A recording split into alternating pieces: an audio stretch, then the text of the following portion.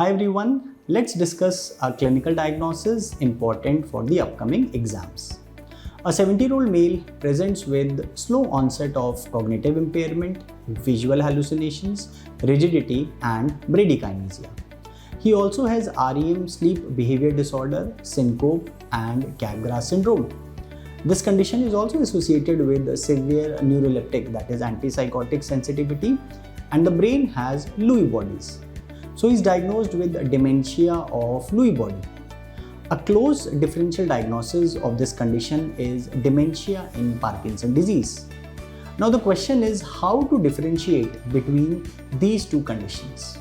One of the clinical methods to differentiate is we see temporal relationship between the onset of cognitive and the motor symptoms. In dementia of Lewy body, dementia occurs initially with or without Parkinsonism, that is motor symptoms. While in Parkinson's disease, motor symptoms they occur first, followed by dementia. And for research purposes, 1 year rule is used. That means after 1 year of onset of motor symptoms, dementia occurs. So this was about dementia of Lewy body.